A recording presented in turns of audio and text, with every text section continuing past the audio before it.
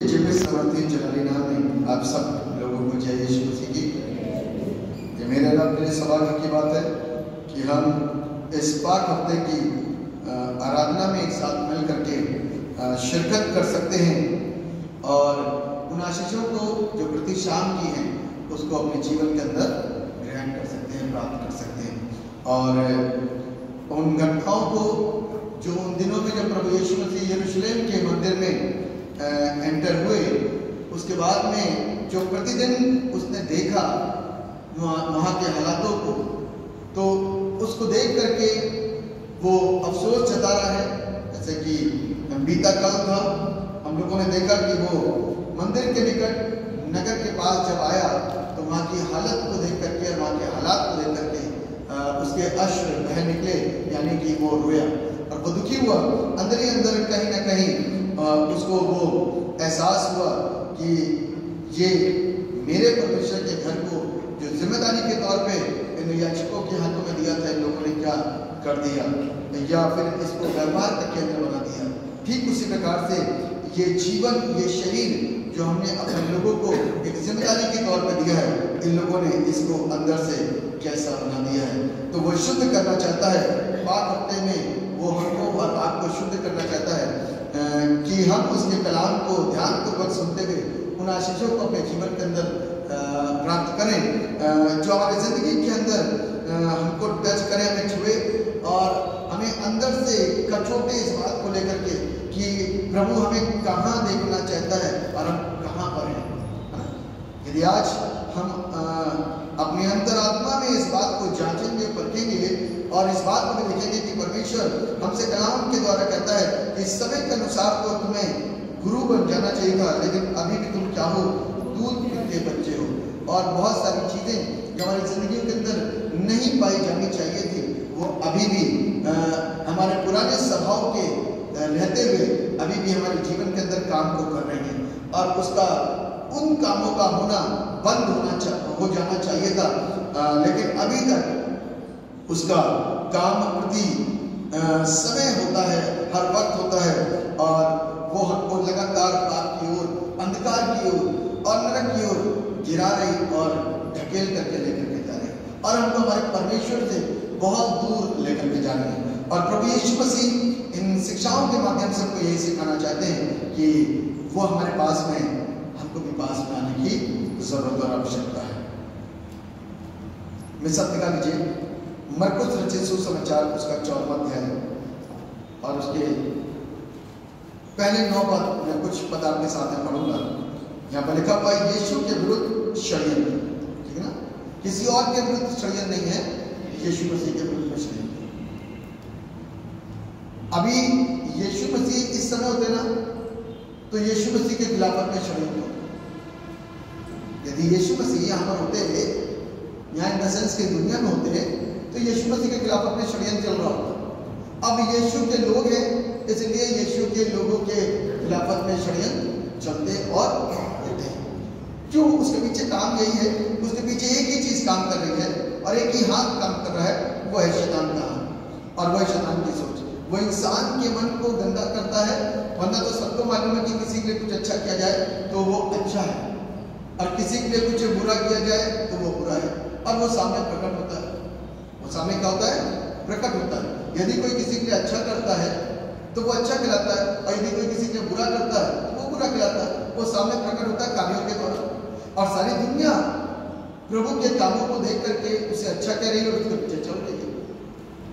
सारी दुनिया उसके अच्छे कामों को देख करके उसको पसंद कर रही है और उसके पीछे चल रही है।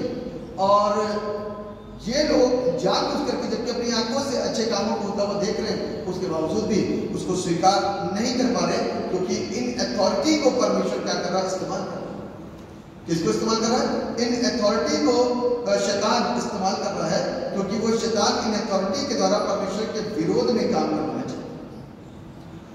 जिन लोगों को अच्छा सब कुछ दिखाई दे रहा है, उन लोगों को शैतान नहीं पकड़ रहा, क्योंकि तो उनको तो अच्छे दिखाई दे रहा है। लेकिन अथॉरिटी को क्या करता है? वो मैनिपुलेट कर देता है। अथॉरिटी को क्या करता है? वो पकड़ लेता है, घर के किसी मुखिया को पकड़ लेता है और उसी का कहता है देख अच्छा नहीं हो रहा, वहां सही नहीं हो रहा, वो गलत काम कर रहा है और इससे लोगों के मन को क्या करता है, बरगला देता है। लेकिन 14वें अध्याय के पहले पद से अपन लोग देखेंगे, लिखा है 2 दिन के बाद फसह और अख़मीरी रोटी का पर्व होने वाला था। प्रधान याजक और शास्त्री इस बात की खोज में थे कि उसे कैसे छल से पकड़कर मारना। देखिए आप इस लाइन के ऊपर गौर करिए कि पीछे कौन पड़ा हुआ है, अथॉरिटी है ना, यीशु मसीह के पीछे उस समय की अथॉरिटी पड़ी थी। देखा प्रधान याजक और शास्त्री इस बात की ताक में थे, खोज में थे। षड्यंत्र यही होता है कि जब ताक लगाए बैठा होता है, षड्यंत्र के साथ खोज में रहता है कि करना क्या है, कैसे करें, क्या करें, इसको किसी भी रीति से पकड़ा जाए और यदि पकड़ लिया जाए तो इसको छोड़ा नहीं जाए, तुरंत इसको मार दिया जाए। ये किसके विरुद्ध में षड्यंत्र है? ये यीशु मसीह जगत के सृष्टिकर्ता मुक्तिदाता के विरुद्ध में षड्यंत्र है। जो अच्छे काम करता है, जो लोगों के साथ में भलाई के काम करता है, उसके विरुद्ध में षड्यंत्र। और रच कौन रहा है? ये वही लोग रच रहे षड्यंत्र जो इस कलाम को सिखाते हैं।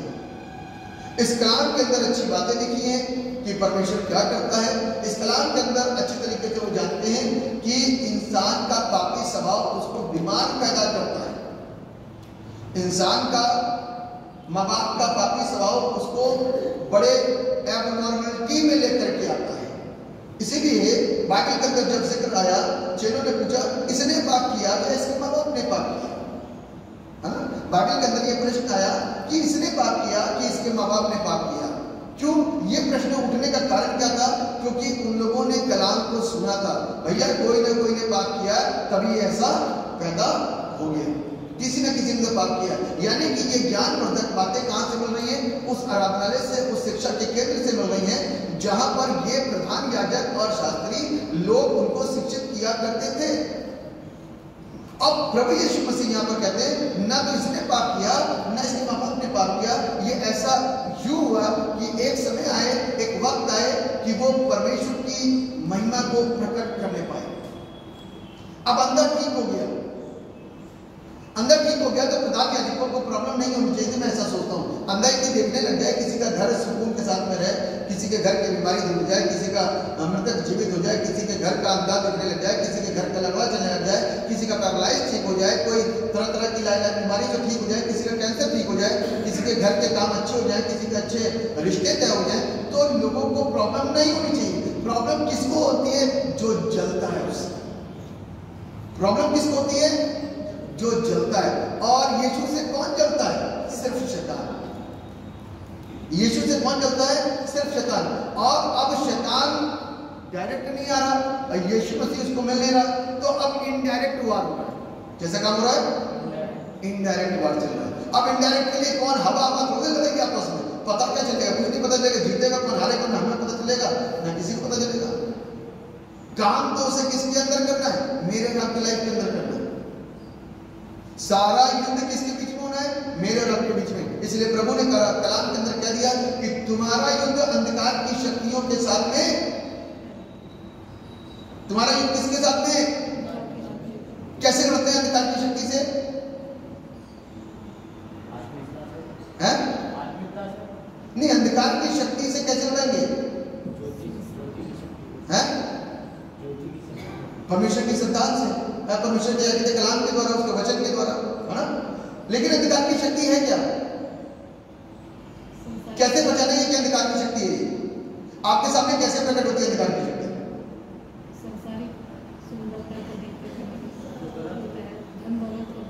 ठीक। और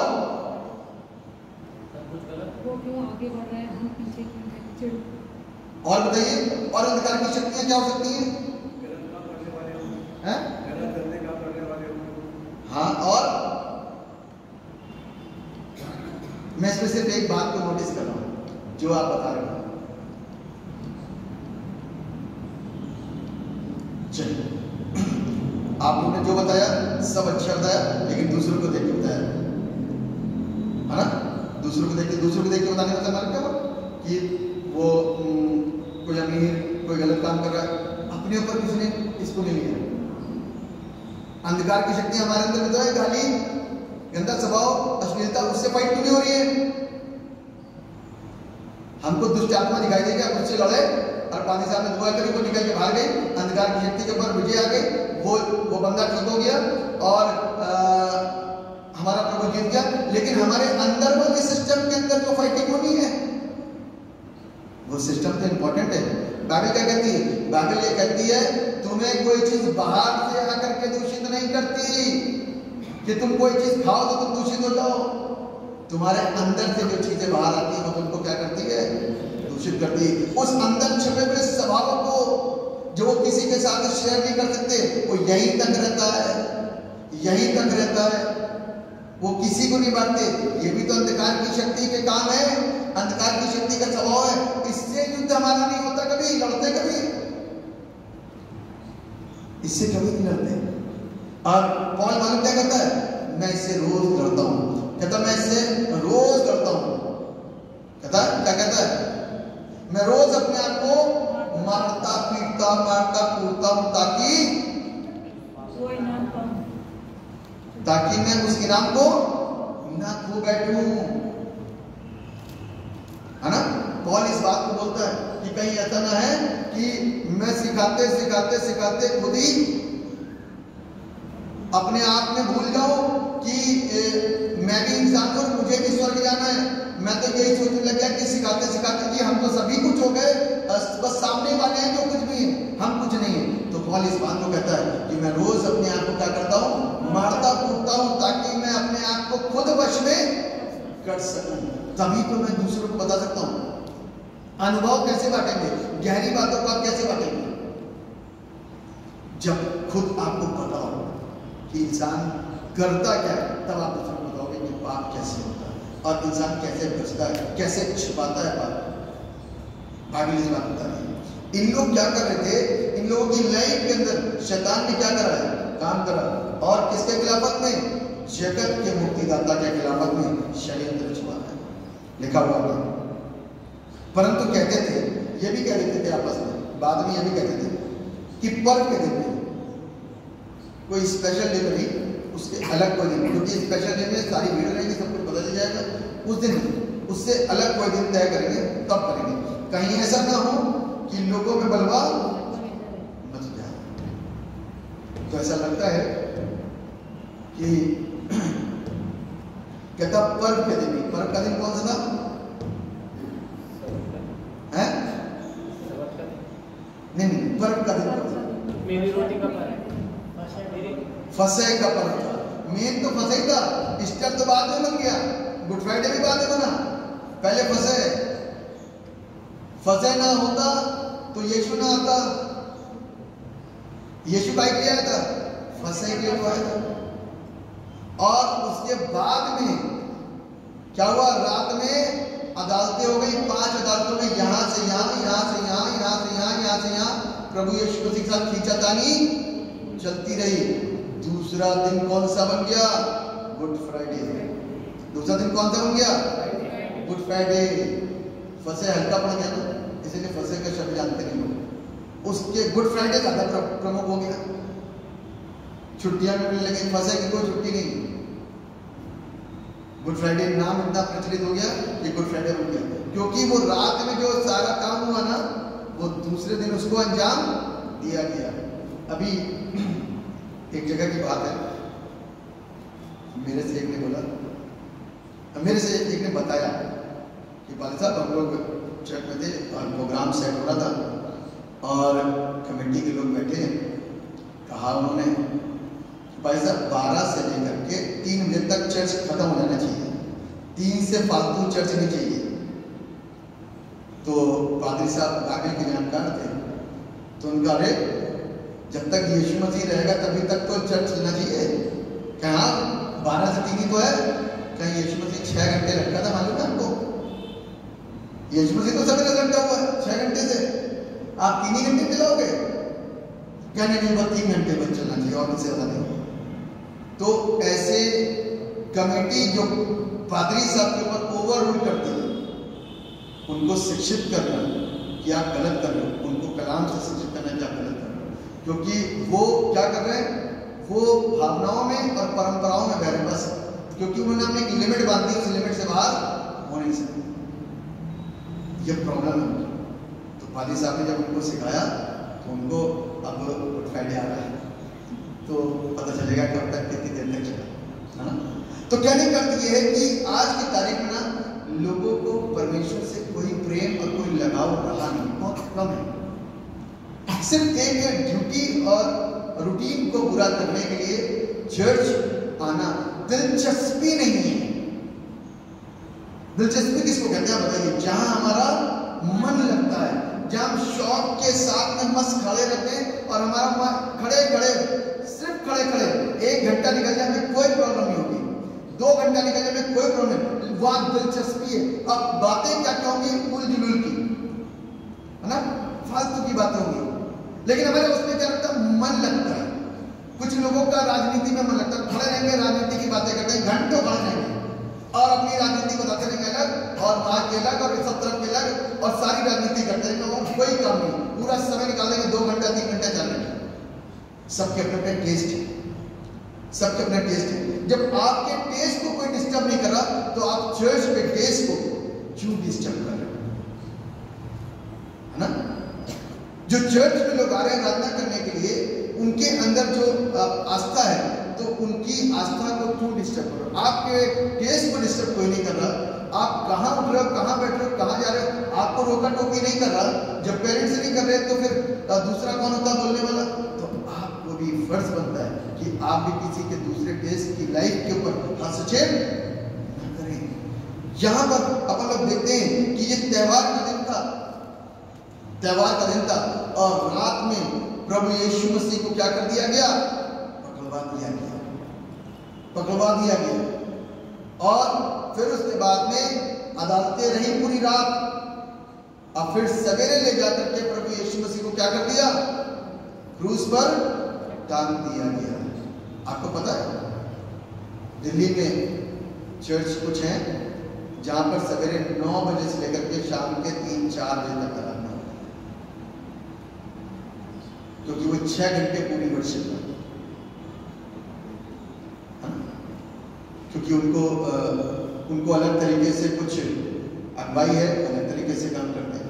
खैर कोई बात नहीं, किसी का कुछ कहना नहीं चाहिए, अच्छी बात है। जितना खुदा के कलाम को सीख जाए उतना अच्छा है। यहां देखते हैं बेतनिया में यीशु का अभ्यंजन। जब वो बेतनिया में शमन कोढ़ी के घर भोजन करने बैठा हुआ था, तब एक स्त्री संगमरमर के पात्र में जटामासी का बहुमूल्य शुद्ध इत्र लेकर आई और पात्र तोड़कर इत्र को उसके सिर पर उंडेला। कौन थी ये स्त्री? है?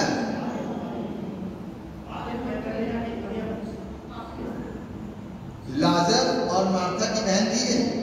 बाइबल में लिखा है इसको, ठीक है ना, बाइबल में लिखा हुआ है। और ये लिखा है जटामासी का बहुमूल्य शुद्ध इत्र लेकर आई और पात्र तोड़कर इत्र को उसके सिर पर उंडेल दिया।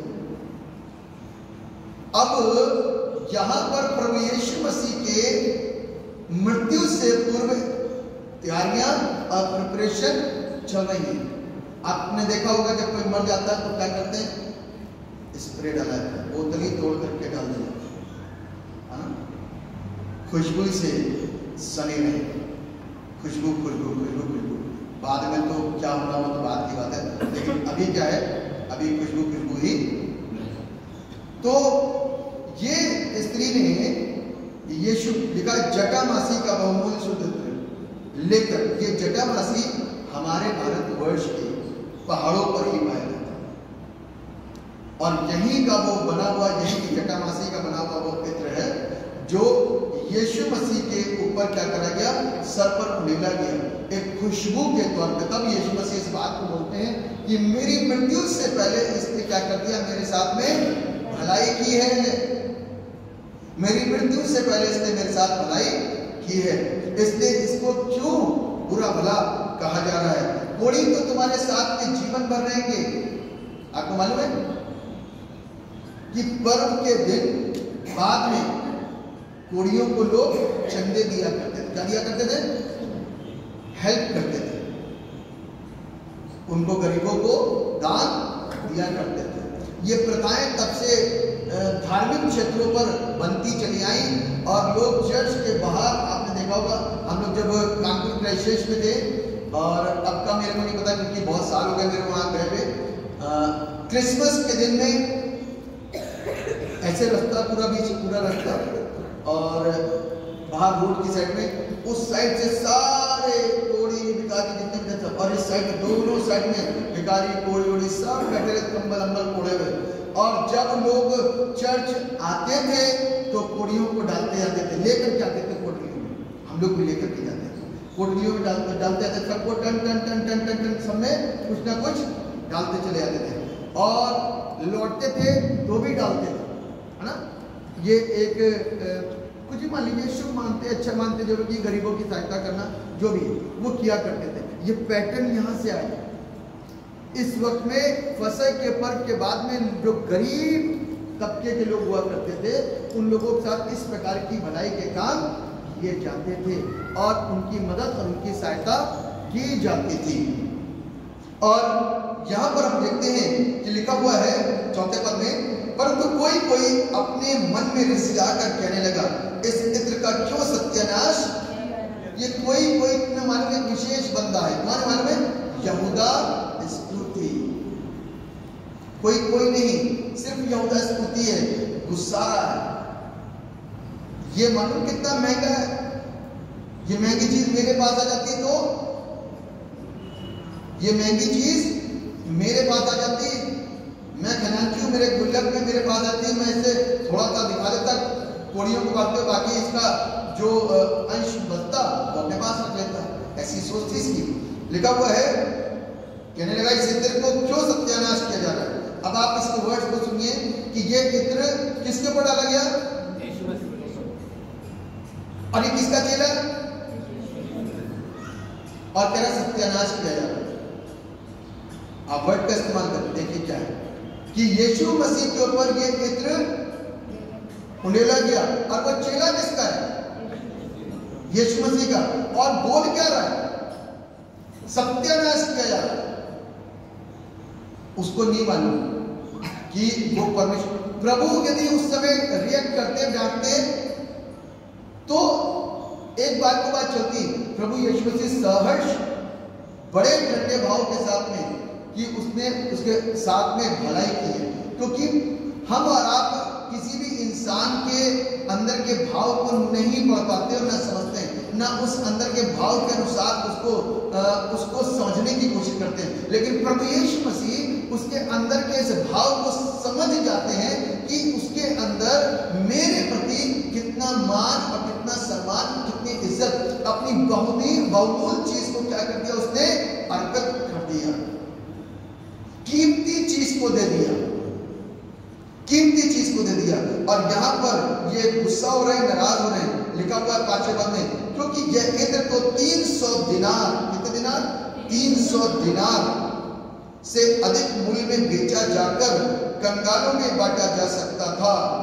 और वे उसको झड़पने लग गए, उस औरत को झड़पने लगे, गुस्सा हो गया। अब बटोरे कैसे जमीन से, कि तू ऊपर से लेकर के नीचे तक गिर रहा है, जमीन से कैसे बटोरा? तो चला गया, कैसे बटोरेंगे?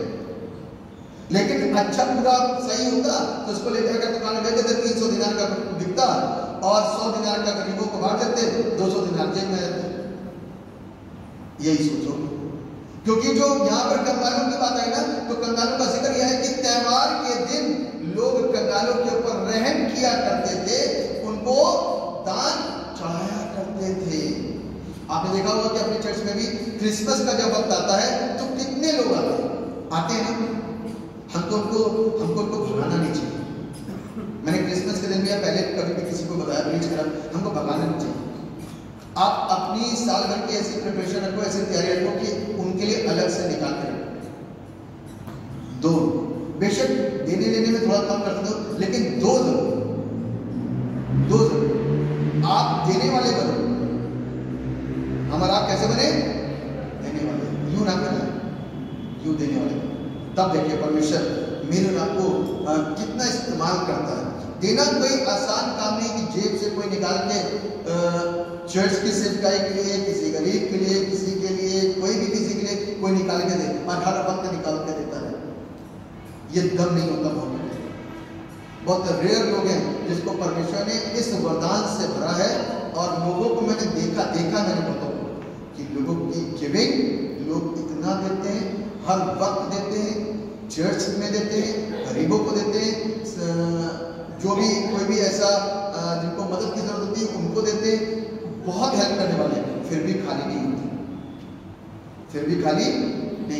तो ये देने के विषय में यहाँ पर बताया जा रहा है और लिखा गया है, और वे उसको झड़कने लगे। यीशु ने कहा उसे छोड़ दो।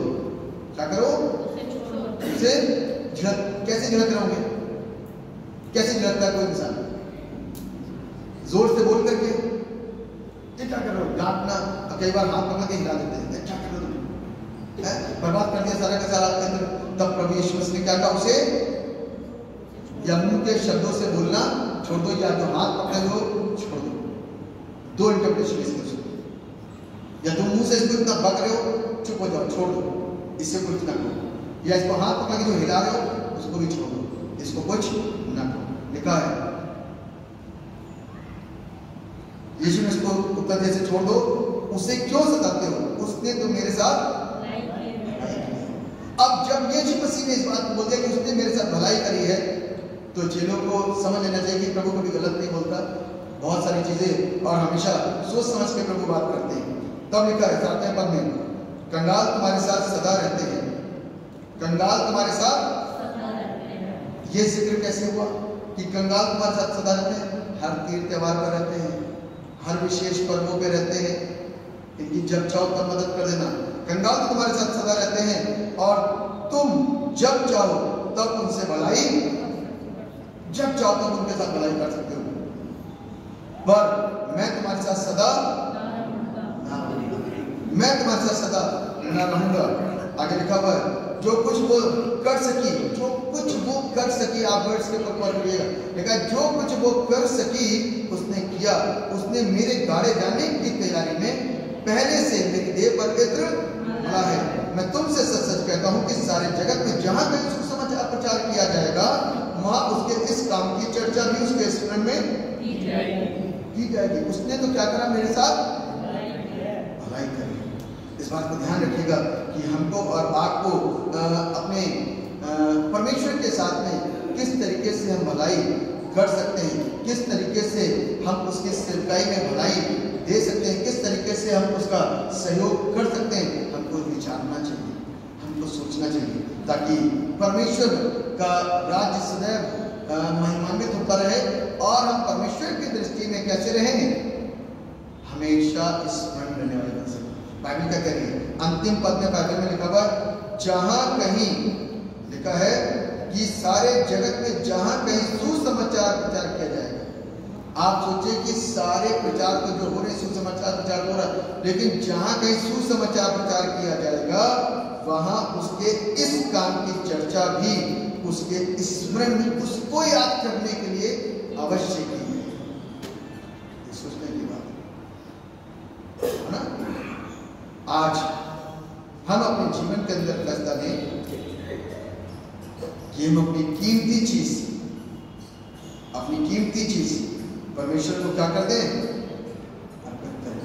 और सबसे कीमती चीज हमारा अपना जीवन है ना, हमारा अपना जीवन है, हमारा अपना समय है, हमारा अपना टैलेंट है, परमेश्वर ने मुझको और आपको दिया। यदि आज हम उन सारी चीजों को परमेश्वर को समर्पित करते हैं तो इस बात को ध्यान रखिएगा, परमेश्वर उसको देखता है। क्या करता है परमेश्वर? क्या करता है? देखता है। और क्या करता है? हमारे विरोध में खड़े हुए लोगों के सामने आ जाता है, कहता है कि इसे छोड़ दो, इसके साथ बुरा बर्ताव ना करो, इसको छोड़ दो। तो इसलिए आज हम अपनी जिंदगी के अंदर एक ऐसा समर्पण, एक ऐसा निर्णय, एक ऐसा फैसला करें जो अपने परमेश्वर को पूर्ण रूप से हम आदर दे सकें। आज हम उसको आदर देने वाले बने, उसको सम्मान देने वाले बने और उसके हर एक काम में उसके लिए एक योगदान को देने वाले बन सके, ताकि परमेश्वर हमको सदैव स्मरण करें। हमारे अच्छे काम कभी भी ज़ाया नहीं जाते, इस बात का ध्यान रखिएगा। परमेश्वर स्मरण करता है, और पता नहीं उन अच्छे कामों की वजह से कई बार बहुत सारी होने वाली आपदाओं और आफतों से बच जाते हैं, क्योंकि परमेश्वर को हमारे अच्छे काम कभी न कभी याद रहते हैं, है ना। वो हमारे अच्छे कामों को कभी भी भूलता नहीं। तो इसलिए हम इस तरीके से एक अच्छे जीवन को जिए और अच्छा समर्पण करें, और अपने आंसुओं को भिगो करके, यानी कि अपने आंसुओं के साथ आंसुओं को बहाते हुए, आंसुओं को प्रभु के सामने रखते हुए, पूरी तरीके से समर्पित होते हुए, समर्पण के साथ में ये जीवन को सौंपें। यदि उसने अपनी जिंदगी प्रभु को ना दी होगी ना, तो इस बात का ध्यान रखिएगा, वो कभी अपना बेस्ट नहीं करता। आपको मालूम है कि उसने अपने आंसुओं को बहा करके उसके पैरों पर क्या करा, और अपने बालों से उसने कितनी चीजें सोच करके आई कि प्रभु के लिए मैं क्या कर डालूं, बेस्ट से बेस्ट। आंसू इस बात का एक प्रचार है कि उसने अपने आप को प्रभु के सामने पूरी रीति से समर्पित किया, और अपने परमेश्वर के प्रेम को जान पाई, और अपने गुनाहों को उसके समक्ष रख करके आंसुओं से उसके पैर को भिगो करके, क्योंकि जिस घर में शमौन कोढ़ी के घर में भोजन था, तो नियम ये था कि जिस यहूदी के घर में जाया जाएगा, वो यहूदी इससे पहले कि मेहमान को अंदर ले, वो अतिथि सत्कार किया करता था, और उसके पांव को धुलवाया करता था और पुछवाया करता था, फिर उसको चूमता था। ये एक रिवाज था जो पूरा करना ये शमौन कोढ़ी भूल गया, लेकिन इस स्त्री ने आंसुओं को भिगो करके, आंसू को बहा करके, उसके पैरों पे आंसुओं की बूंदों को टपका करके, और अपने बालों से उसके पैरों को पोंछ करके अतिथि सत्कार कर दिया, और इससे बहुमूल इत्र को उसके सर पर बहा करके ये दिखाया कि मेरी लाइफ के अंदर परमेश्वर से बड़ा कोई नहीं है, इससे कीमती कोई भी चीज नहीं, परमेश्वर से कीमती कोई भी चीज नहीं है। मेरी अपनी कोई भी चीज कितनी भी कीमती हो, लेकिन परमेश्वर से बड़ी नहीं हो सकती।